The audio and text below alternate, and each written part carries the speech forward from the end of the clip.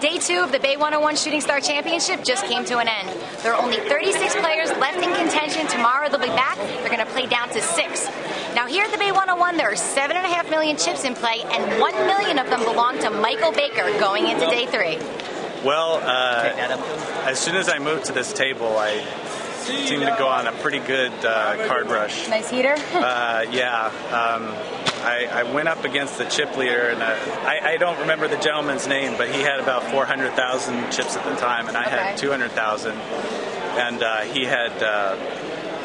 had raised in front of me, and I had re-raised with pocket tens. The flop came something like 7-6 deuce, and I bet it out, and he called. The turn was an ace, and I checked it. And he bet like 35,000. Okay. So at that point, I felt I was beat, but you know, he had enough chips to be pushing people around. So I decided I just wanted to see the river card at least and find out what he was going to do. So I called him, and I checked in the dark on the river. And bingo, I hit a 10 on the river, and he made a pretty sizable bet, and at that point it was pretty easy for me to put them all in, and he was pot committed, and you know, that started the roll. So have you ever had a huge tournament, or excuse me, a huge chip lead in a big tournament like this before? No, actually, this is, I played once at the World Series, like in a $1,500 buy-in tournament. All right. But I decided this year I was going to go for the big one, and I decided to come out to Bay 101 because of the way the Shooting Stars event is set up. It seemed kind of fun with all the stars and the bounties and everything, so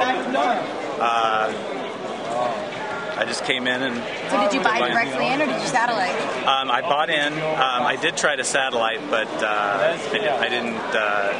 I ran out of time to do a satellite, so I came planning to buy in if I couldn't satellite anyway. So what's your plan to maintain this chip lead tomorrow? Take it into the final table? Hopefully I keep getting good cards, and you know, it sure makes it a lot easier when you have a big chip lead to you must be maintain careful. it. Yeah, and you know, the one thing I have been pretty disciplined during the tournament, trying to not play a bunch of junk, and you know, play good cards and play when the odds are right to you know, to call. So they played down to 36 players today. The 37th player to bust was Isabel Mercier. She was a bounty, and you got her. Tell me about that hand. Okay, well. She had re-raised in front of me, and I looked down again at pocket tens. 2 tens. Tens is a big hand for me today. I looked at 2 tens. I figured I was good, so I popped her again, and she called me. I flopped a set. There was 10 of diamonds, but there was 2 diamonds on board. So I kind of knew. I made a pretty sizable bet of about 30,000. I kind of knew she was on the flush draw at that point when she called me, and a diamond did come on the turn. To be sure, I put the bet out there. A little feeler bet? Yeah, because if she had it, you would know. Yeah.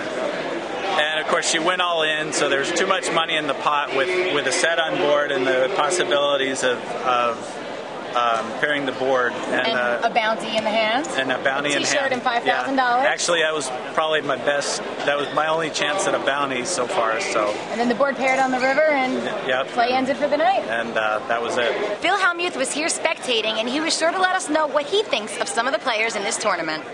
Some guys don't know what they're doing, and they get lucky.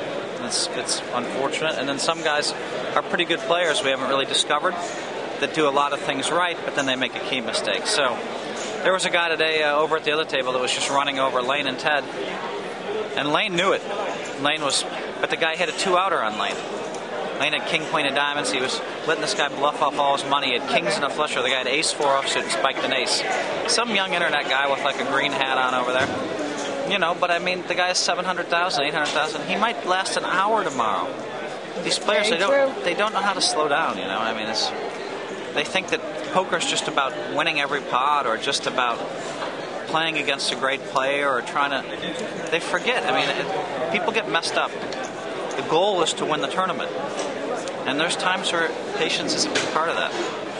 So a guy like that doesn't slow down. You know, Keeps ramming and jamming. well, I watched a guy do it to Ivy. A guy moved in $800,000 or something with a Jack 8, Jack 9 suited against Ivy's Kings. I raced playing super tight with Ace Jack. The internet guy called. Ivy re-raised it. We were 11-handed in LA. Yeah. And then I folded the Ace Jack because I thought I was beat. And then this kid moved in with Jack 9, just gave like $800,000 to Ivy. So you never know. I mean, the guy but he played fast. And when it worked, when he won 5-6 in a row, he got a lot of chips. But they want to mess with Ivy, and it doesn't make sense. I mean, maybe they want to write about it in their blog, but That could be it. but no one knows them. I mean, you only get a name if you win. It's true. The goal is to win. Card Player TV will be back tomorrow with the Day 3 action. They'll be playing down to the final table of 6. Should be an exciting day. We'll be here with interviews, live updates, chip counts, and photos. I'm Lizzie Harrison for Card Player TV.